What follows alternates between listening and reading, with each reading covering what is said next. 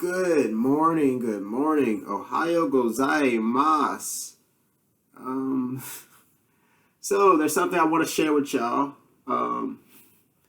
It's a news story from one of my favorite independent news outlets, Internet Today, with Ricky and Elliot. So this is about Elon. Some of the Elon news that's going on with his Starlink network. It's kind of ridiculous, right? I am recording, right? Yeah. yeah. I can't see. But this is hilarious news. All right. This isn't sponsored. Jumping around like a homeschooled kindergartner on stage, while Trump barely hid his utter disgust for the man financially backing his and every other Republican's 2024 campaigns. But it's once again a day that ends in Y, in a year that starts with 2. Okay, so let's pause on that real quick because Elon Musk is giving money to literally 70 Republican candidates across the board in coming up elections. So that is kind of alarming for his own personal interest. So yeah, if you're worried about corruption and government, it's generally the Republicans. So unfortunately, it's Elon time.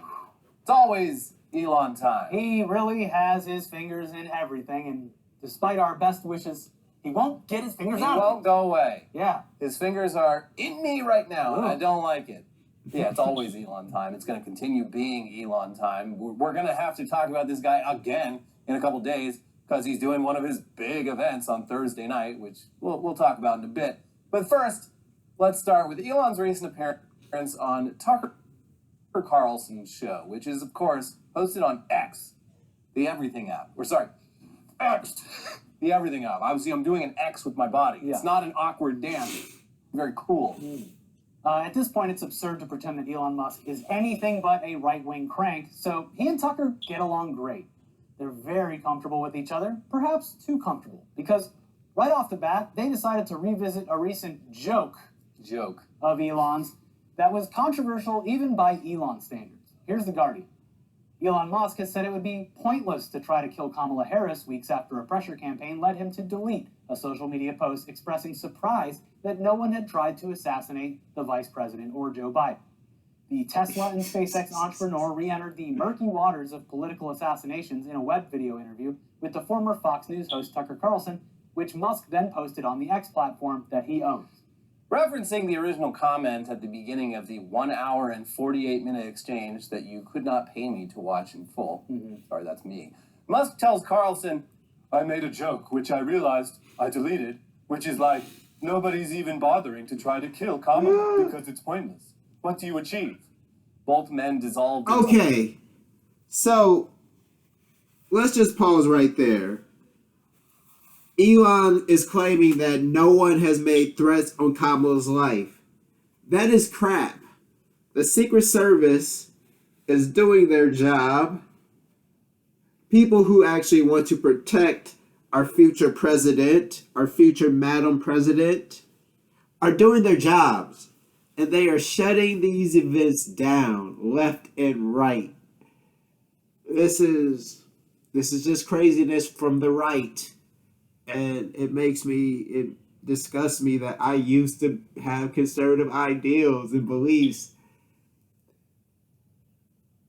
But that went all out the window when I saw that Obama and Biden were actually better conservatives, were better for the country. It was like, because their ideals are quite conservative and their histories are quite conservative.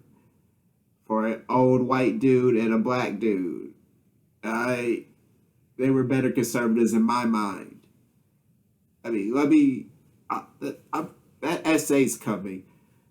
The laughter, with Carlson responding, it's deep and true, though.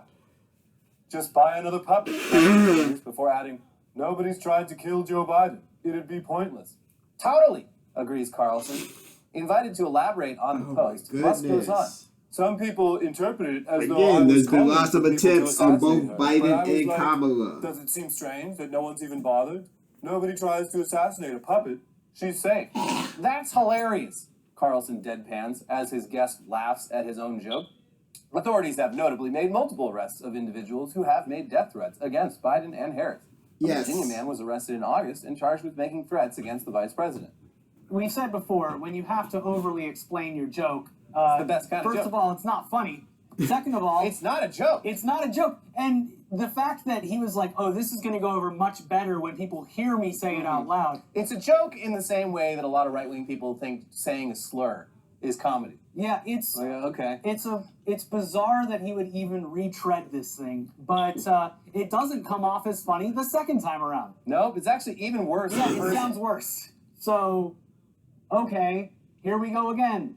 It's been less than a month since Musk's original post, where he wrote, in the wake of an assassination attempt on Donald Trump at one of his golf courses, and no one is even trying to assassinate Biden/Kamala, thinking emoji, which was pretty roundly condemned as, at best, not fucking helpful, and at worst, an Not- incitement. Yes, Musk incitement. almost certainly received at least a phone call from the feds about it, and he ended up deleting the post and backtracking with, well, one lesson I've learned is that just because I say something to a group and they laugh doesn't mean it's going to be all that hilarious as a post on X. And You turns out think? the jokes are way less funny if people don't know the context, and the delivery is plain text.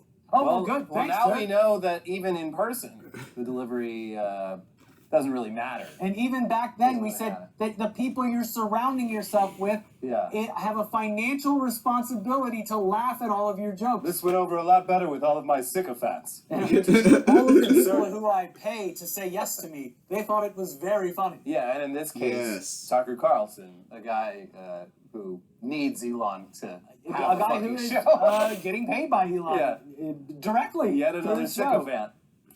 Anyways, this man, he's a government contractor. He has security clearance, and he's joking about assassinating the president, and then doing it again just weeks later after supposedly learning his lesson. No. People don't understand. I'm going to go on Tucker Carlson and plead my case and show everyone. Like, I really used to like and respect Elon Musk. But he's lost his mind. Somewhere down the road, he's lost his mind. I mean, it might be all that ketamine he's been doing for years. I don't know what's up with him. But this Starlink, I really can't stand what he's trying to do with this, because it is a scam and it's going to get money, and is trying to get money from people who have just suffered through horrific hurricanes. And the thing is, they can't deliver. Just listen to the story. It hurts my head because it comes from Elon. Puts it on the stool. Yeah. All right, folks. Here's my type 5. Yeah. Why isn't anyone trying to kill Kamala Harris? Oh, jeez. I guess I should do crowd work instead. Yeah, he's an idiot with no impulse control. But he Yes. also clearly is counting on Trump winning.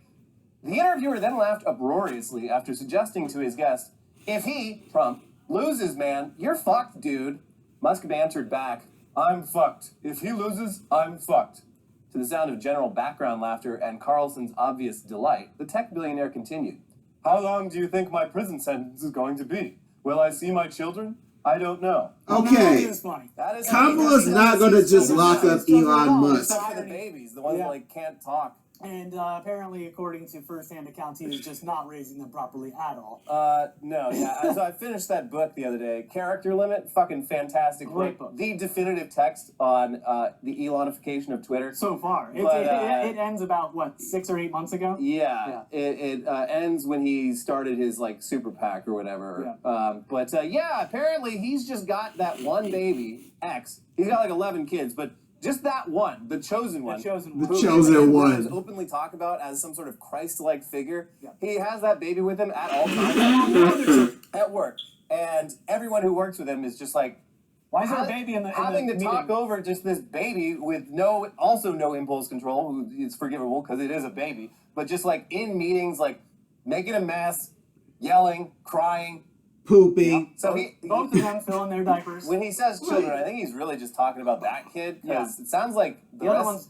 The other ones are just sort of extra. They're sort of insurance, and the older ones actually. I would so much rather do this via screen share, but it is very funny that I can't get my Twitch to open. I mean, his words. Inshallah, he does seem to very much not want a Kamala Harris presidency. Yeah. But I would like rather to do whatever I want.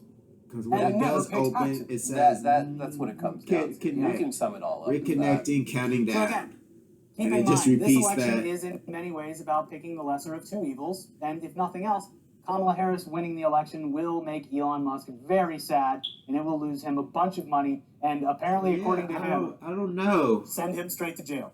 I mean, What's that's a up sales with my pitch if I've ever heard one. Twitch? That's more convincing than anything Kamala Harris has said. I can't remember the account name off the top of my head, but it was the clip of Musk saying that if Kamala wins, he's going to jail, and it said, "I've just become a single-issue voter." I mean, listen, I'm not pulling the lever for Kamala. I'm pulling the lever for Elon Musk to go to fucking prison. Yes. But moving on now to something we're honestly surprised took as long as it did. Yep. That right there? Ew! That's a Cybertruck cop car. Boo, I hate it. Which the Irvine, California Police Department debuted this week in a slick promo video. Next time you're driving through Orange County, you better think twice before giving your usual thumbs down salute to every Cybertruck you see. I'll still do it, but that is unless you want to end up down at the station. Yeah. Explain yourself. Oh, I think your car is ugly, so I gave it a thumbs down. Am I free to go? No, you are not. This is Orange County, and we do things different. We're putting you in the boo box. So, to be fair, these trucks, they brick themselves so often that you'd probably get away just fine. But why does Irvine, consistently one of the safest cities in the United States, need a Cybertruck? Well, they don't. It gets even dumber than that. Here's NBC News. A police department in Southern California says it has the country's first Tesla Cybertruck for police use, but the unusual vehicle won't see much action. The Irvine Police Department unveiled the purchase Tuesday in a splashy video on social media, including Facebook and X. The price tag? $153,175.03, including the installation of emergency equipment. The police department said its Cybertruck would have a limited role, jazzing up anti-drug events at schools through the Drug Abuse Resistance Education DARE program. For over 3 decades, our DARE officers have driven attention-grabbing and one-of-a-kind vehicles that never fail to turn heads and excite students, the department said on Facebook. The entire existence of this fucking truck is the result of ketamine abuse. That is a very good point. Yes. Drugs gave us the Cybertruck, and the Cybertruck Hey, kids, is going to take out drugs. we don't want more of these on the road. Yeah. If you do drugs, if you start huffing that galaxy gas, there's going to be nothing but these ugly bastards on the road. They used to just show you a bunch of pictures of what someone's mouth looks like after using meth for certain periods of time, but now they just roll out the Cybertruck. Like, look at this. This is what your brain does on drugs. Yeah. When you're on drugs, you think something like this looks like a cool idea that people are going to want. And you never question God, yourself. it's so forward freaking your head. ugly. Eventually turning Just into Google what it absolute looks Cybertruck. like. When I was It in is. high school, Oh, it's terrible. it was the confiscated drug vehicles became the DARE vehicles. Oh, the ones that the police seized. Like in Florida, it would be like an El Camino with giant rims on it or something, but they paint it like the county sheriff. I don't remember my DARE program having any cool cards. My school, I think we had DARE like 1 year, and it was half-assed on all sides. On all the cop fronts. clearly didn't want to be there, put in very little effort. The school didn't seem all that passionate about it, and it wasn't necessary either. No one in my fucking sheltered-ass Catholic elementary school was doing drugs. Yeah. I mean, we all would be later on, but Right. It was like in sixth elementary grade, school, I yeah, think. because that's the first time I remember DARE as well, was I was in 3rd or 4th grade.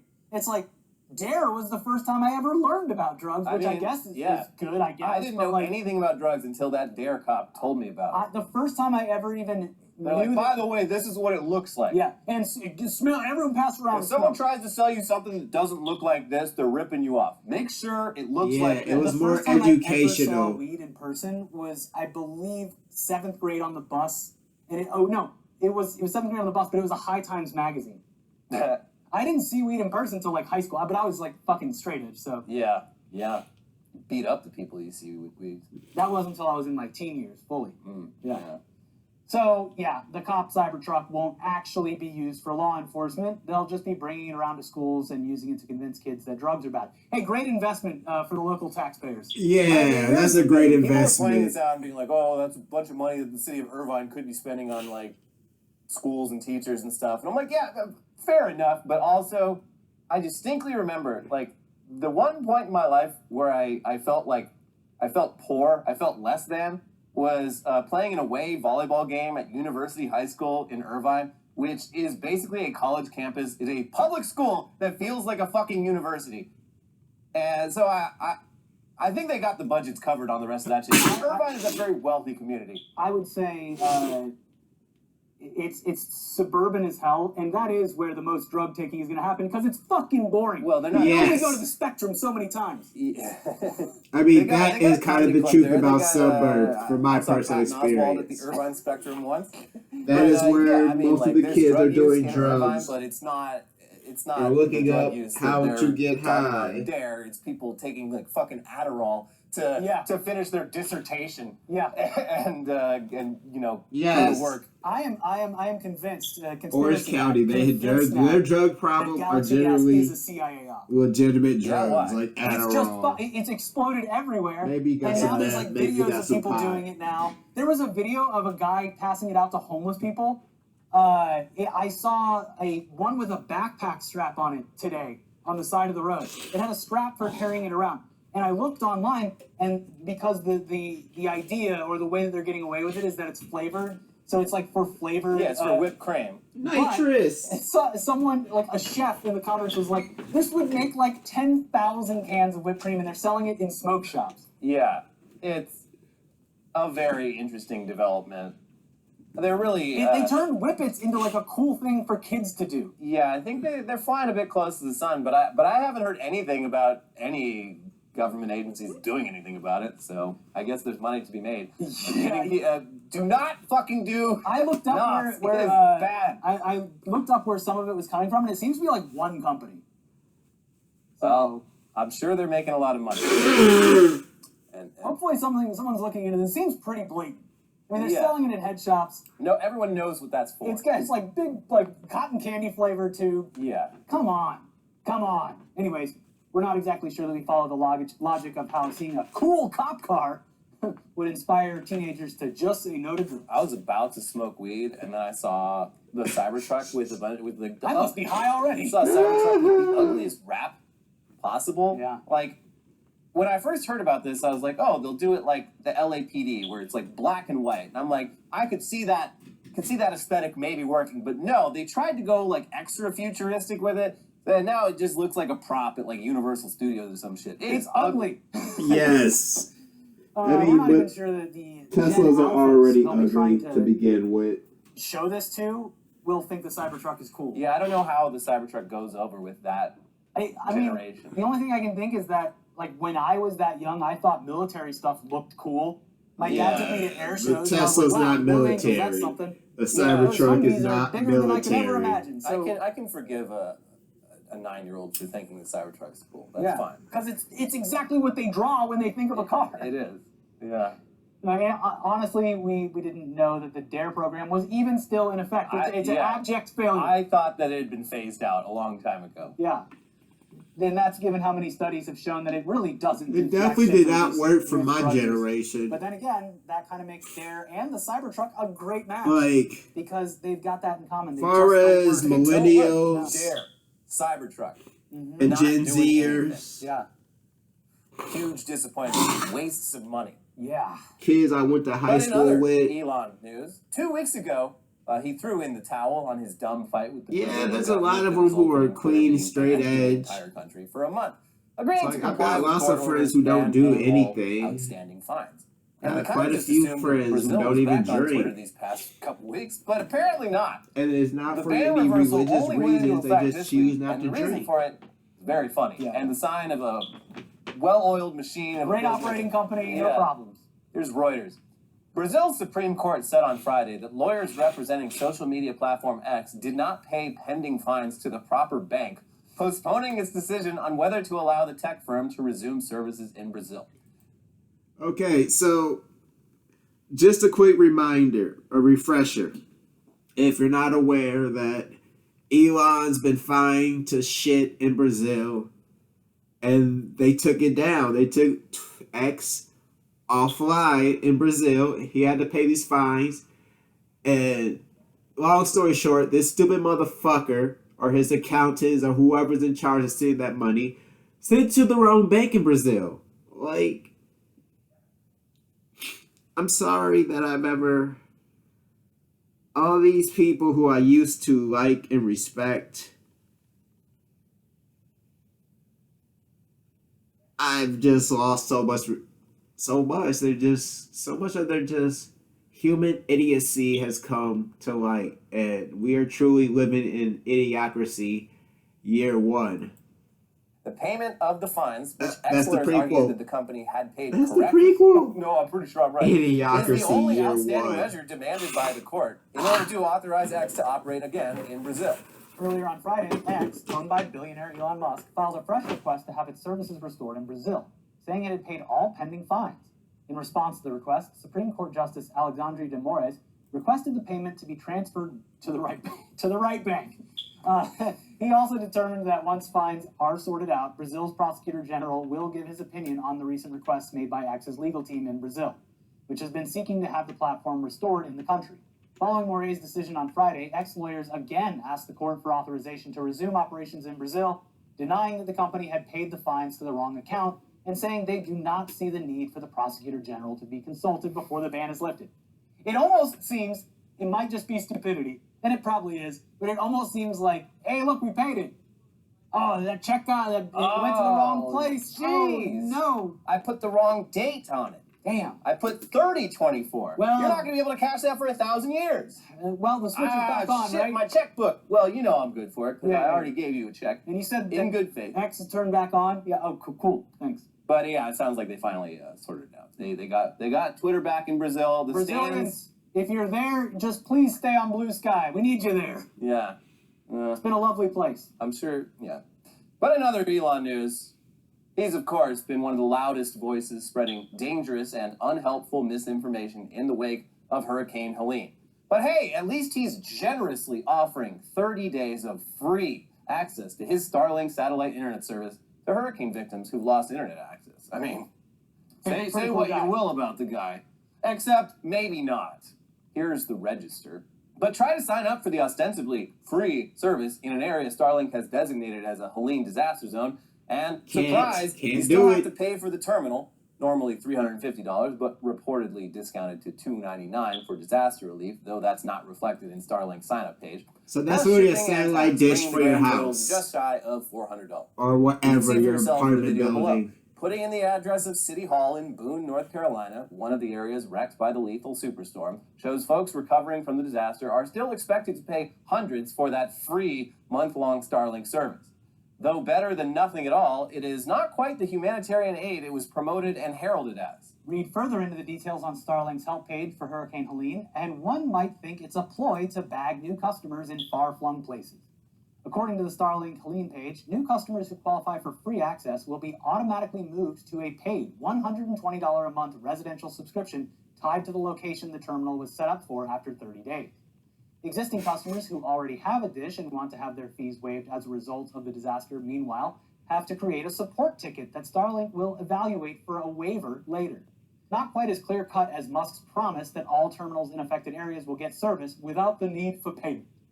In the words of Boone resident Kenny Bauman, the offer appears more a crafty bait and switch meant to take advantage of people instead of helping them. Yeah, it's disaster capitalism, and you can't even get a full refund when you return, if you pay for the satellite and then try to return it after, your ISPs are back online, you don't get a full refund. So this generosity is starting to look like a clever way to try and make more money off of the backs of people who need a lot of help right now. Some might say he's capitalizing off of this tragedy. Yes, some might say. They also point out that in order to receive a Starlink receiver, UPS or FedEx has to deliver that to you, which isn't possible in all the hardest hit areas. And the receiver also requires electricity, which again is something they don't have in the areas who need this the most. Crank, get the Jenny going. Also, delivery takes like 2 to 3 weeks, even in optimal conditions where you have road. And the only way to sign up is via the internet, which they don't have in the places that really need Starlink. So yeah, a whole lot of caveats to Elon's generous offer. That's why he wanted to airdrop all of them. That's $300 an airdrop for him. Yeah, and you'd presumably just, I don't know, you'd have to pay him somehow.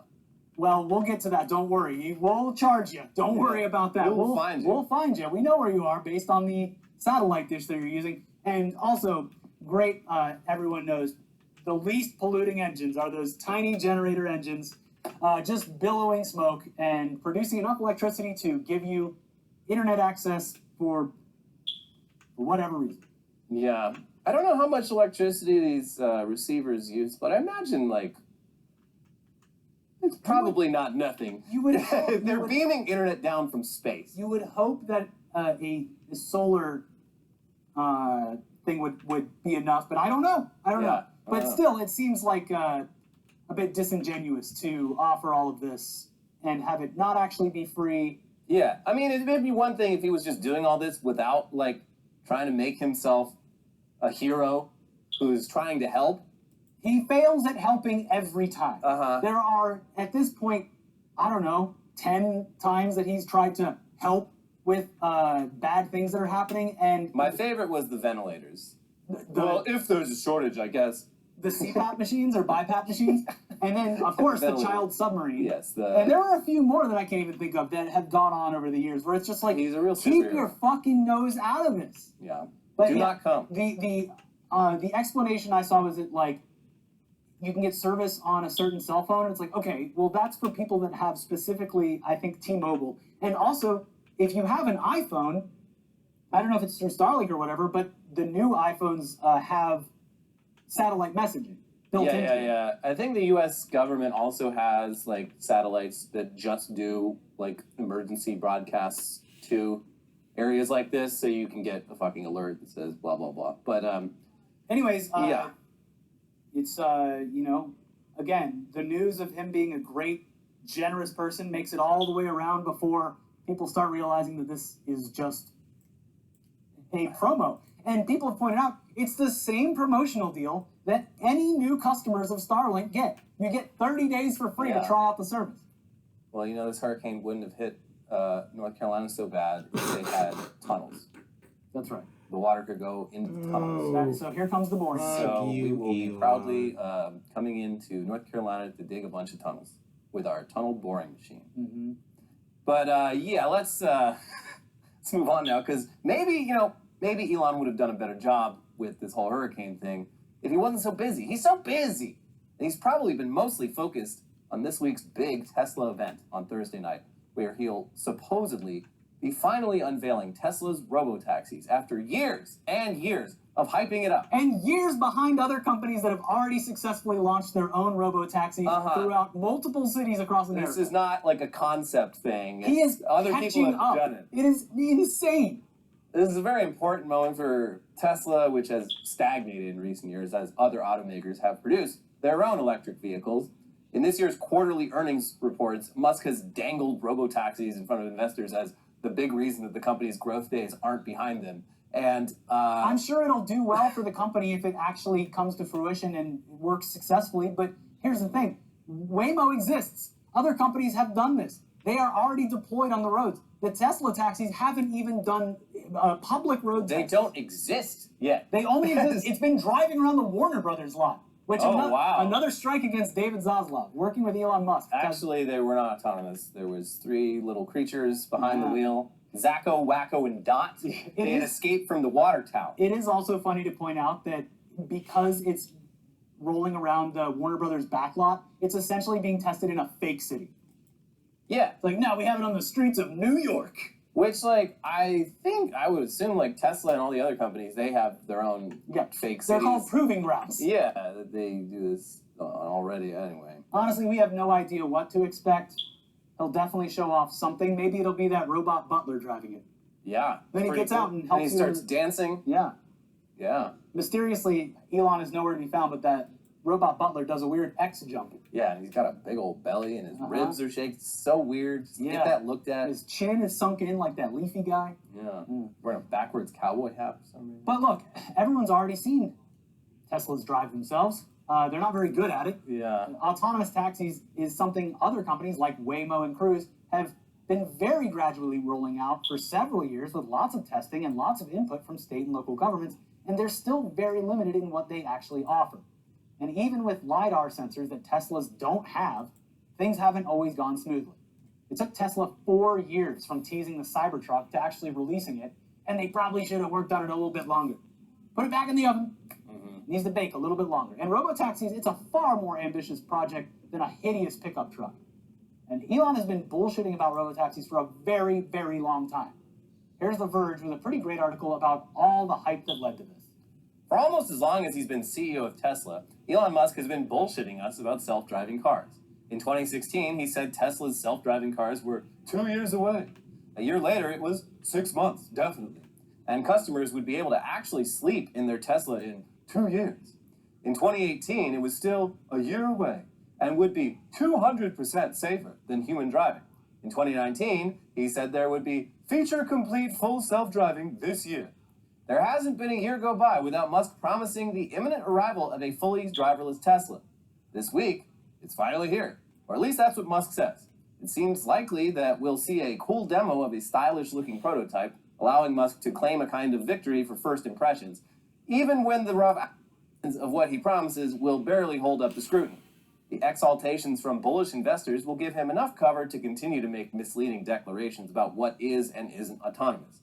And the safety experts and competitors who try to warn about the dangers of his approach will likely be drowned out or dismissed by his most ardent fans. And definitely check out the rest of the article. It links in the description. It really gets into the difficulty of pulling something like this off and the ways that Tesla's existing attempts at autonomy have been dangerously overhyped and don't demonstrate the company is ready for something like this. He's been making statements about full autonomy for the past decade, and they were all pure bullshit.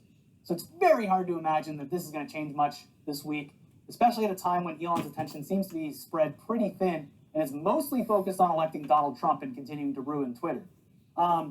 Also, this goes against one of his biggest initial claims that also boosted the stock price of Tesla, which is that people would be able to send their Teslas out while they were sleeping or working, and they would be... Which was a straight-up scam, because, yeah, he pitched that, like, fucking 6 or 7 years ago, and, yeah, he's like, when you're at work or not using your car, you can rent it out. And you'll be making money. Passive income.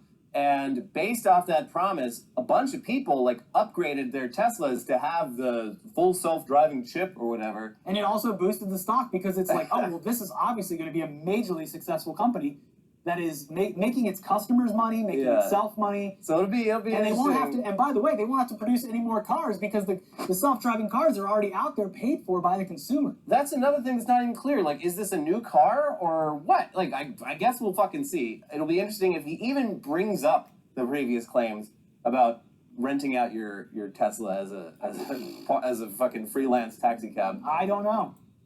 But yeah, anyways, in just the past week, Tesla's chief information officer, director of public policy and business development, head of global vehicle automation and safety policy, and Model S and Model X program manager have all quit their jobs. Just in the past week. On top of 4 other direct reports to Musk who have quit in the past year. But hey, who knows? I'm sure it's fun. Who knows what the hell he'll show off Thursday. If you want a very recent demonstration of why a bunch of very important people leaving the company, not a good sign, is that just happened with OpenAI. Yeah. They essentially admitted that they are insolvent and needed a huge cash injection. Yeah, they're doing the movie pass.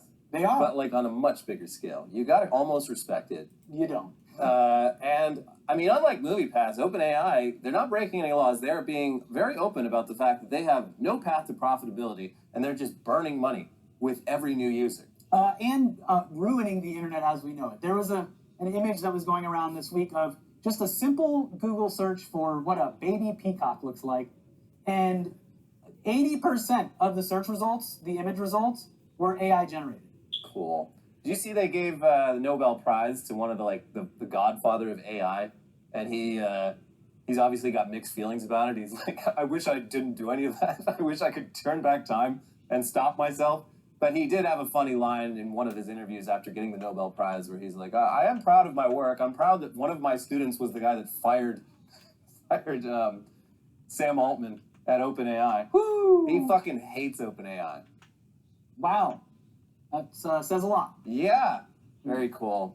But that's it for the Elon news for now, for today. Yeah. We've got some more news to cover today. But before we get to that, it is time to let you know that this episode is sponsored by Huel. Busy mornings, late nights, working through lunch. Life doesn't always leave room for a balanced meal. That's where Huel comes in. Huel, spelled H-U-E-L, is the world's #1 complete nutrition brand. It's a complete meal in seconds. Just grab, sip, and go. No more skipping meals or unfulfilling snacks. Huel makes it easy with nutrition that fits into your life. And right now, you can try it with our exclusive offer for you, 15% off with the code TechNewsDay15 at Huel.com. Huel is expertly designed to be perfectly balanced with all the nutrients your body needs from a meal, which takes the guesswork out of healthy eating. And it comes in very handy when you need sustenance right now and don't have time to prep and cook a meal and don't want to go spend a bunch of money on takeout. Huel shakes come in either chocolate or vanilla, and they actually taste like a milkshake while still somehow managing to be low in sugar. And Huel is incredibly affordable. It's an entire high-protein meal for less than $5 a bottle.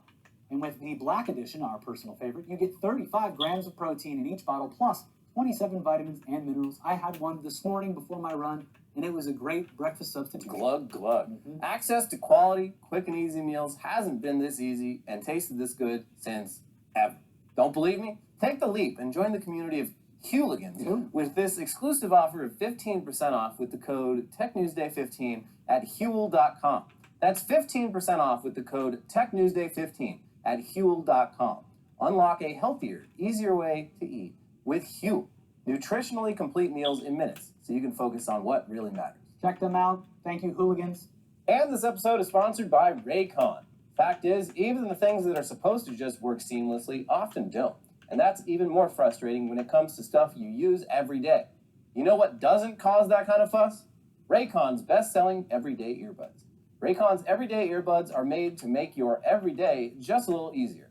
And every time they update the product, like they did recently, they add new features to make them even more easy to use. For example, the everyday earbuds now feature a 32-hour battery life and multi-point connectivity that lets you pair with 2 devices at once. There's also active noise cancellation, which makes activities like long flights much easier, if you ask me. We've both used our Raycons while working out, and it's so nice how you just pop them in and they work without ever having to worry about them popping out. And as a bonus, Raycon's everyday earbuds are available in a variety of vibrant colors to complement any and all skin tones. And dictate your style. That's right. These earbuds have an insanely long 32-hour battery life. Plus, they've now got quick charge, which gives you 90 minutes of battery life on just 10 minutes of charging. They've also got active noise cancellation and 3 customizable sound styles for all the different stuff that you're listening to. I enjoy podcasts and audiobooks while I run because I'm a sicko. Yeah, that's the real sicko stuff right there. Most important, though, they are sweat resistant. The quality of Raycons rivals some of the biggest names in premium audio, and Raycon offers a 30-day happiness guarantee, so if you need to make a return, that's pretty dang easy too. Stop the fuss. Go to buyraycon.com/newsday today to get 20 to 50% off site-wide. That's right, you'll get up to 50% off everything on Raycon's website when you go to buyraycon.com/newsday. buyraycon.com/newsday. Links to all those are down below. But back to the news now. It's kind of crazy to imagine, but the days of Google's monolithic stranglehold over so much of the internet and how we connect with it may be coming to an end, or at least slowing down. For at least the past decade, the company's constant expansion has raised antitrust concerns, with Google's products and services now including search, email, operating systems, cloud storage, social video, smart home, mobile devices, advertising, artificial intelligence, and much, much more. In more recent years, the government and the courts have actually started to take these concerns seriously, with one of the more prominent cases being Epic v. Google, in which the Fortnite developer accused the Google Play Store of being a monopolistic shakedown of app developers. And this week, that case finally came to a close. Wow. Here's The Verge. Google's Android App Store is an illegal monopoly, and now it will have to change. Today, Judge James Donato issued his final ruling in Epic v. Google, ordering Google to effectively open up the Google Play App Store to competition for 3 whole years. Google will have to distribute rival third-party app stores within Google Play, and it must give rival third-party app stores access to the full catalog of Google Play apps, unless developers opt out individually. These were Epic's biggest asks, and they might change the Android app marketplace forever, if they aren't immediately paused or blocked on appeal. And they're not all that Epic has won today. Starting November 1st, 2024, and ending November 1st, 2027, Google must also stop requiring Google Play billing for apps distributed on the Google Play Store. The jury found that Google had illegally tied its payment system to its App Store. Let Android developers tell users about other ways to pay from within the Play Store. Let Android developers link to ways to download their apps outside the Play Store. And let Android developers set their own prices for apps irrespective of Play billing. Google also can't share app revenue with any person or entity that distributes Android apps or plans to launch an app store or app platform, offer developers money or perks to launch their apps on the Play Store exclusively or first, offer developers money or perks not to launch their apps on rival stores, offer device makers or carriers money or perks to pre-install the Play Store, or offer device makers or carriers money or perks not to pre-install rival stores. All sounds like good stuff, except for the fact that Epic did a lot of those things on their own Epic Game Store. Like, hey, we want exclusive rights to this game. It is funny, but that's on computers, Ricky. Yeah. It's totally different. Sure. Having followed this case for years, this is a pretty surprising outcome. We would not have guessed Epic Games would manage to single-handedly pull this off, but there's definitely been a vibe shift in recent years. And just one day after that ruling came down, the DOJ dropped this news via CNBC. The Department of Justice late Tuesday made recommendations for Google's search engine business practices, indicating that it was considering a possible breakup of the tech giant as an antitrust remedy. The remedies necessary to prevent and restrain monopoly maintenance could include contract requirements and prohibitions, non-discrimination product requirements, data and interoperability requirements, and structural requirements, the department said in a filing. The DOJ also said it was considering behavioral and structural remedies that would prevent Google from using products such as Chrome, Play, and Android to advantage Google Search and Google Search-related products and features, including emerging search access points and features such as artificial intelligence, over rivals or new entrants. Additionally, the DOJ suggested limiting or prohibiting default agreements and other revenue-sharing arrangements related to search and search-related products. That would include Google's search position agreements with Apple's iPhone and Samsung devices, deals that cost the company billions of dollars a year in payouts. The agency suggested one way to do this is requiring a choice screen, which could allow users to pick from other search engines. Such remedies would end Google's control of distribution today and ensure Google cannot control the distribution of tomorrow. And all of this stuff sounds like it would take a while to come into effect and would first have to go through lots of appeals and negotiation. But at least for now, it's looking like the most consequential tech antitrust situation since Microsoft back in the 90s. Yeah, this is pretty wild. I've had to use Bing more and more, and it's not perfect, but at least there's another option, because Google is just awful. I haven't done it yet, but I really need to do that, the extension that you add to it that takes the AI stuff out of the results. Yeah, it's just you shouldn't have to do it. You should be able to click a button. I can't bring myself to use Bing. It has nothing to do with anything. It's just the word. I don't like the word Bing. You don't like Binging things? No. Bing that thing. I will never Bing a thing. But yeah, this is crazy. So it'd be interesting to see how this deploys. Like with phones, it's just like you boot up the phone the first time, and it's like, so which search engine you using? DuckDuckGo? Bing? You gonna Bing it? Bing it? I'm curious. I've been out of the search engine game. I usually use Google or Bing. Is there some search engine that's great out there? I just ask ChatGPT anytime I have a question, and it gives me the right answer. Yeah, I just go onto Pornhub and ask questions, and there's usually a very lovely woman who will tell me the answers. I go on a website called nudeafrica.com. Get into the forums. You'll learn a lot. I'm not trusting technology. I go to the people. I ask other people with similar interests to me what they think of the questions I'm asking. Now, when you go down to a theater, the food there is expensive. What you want to do is get a pizza before you go in. You bring it into the booth with you. Google would never tell you to bring your own Little Caesars pizza to the porno shop. But if you do it too much, make sure you bring a pizza for the people that are working.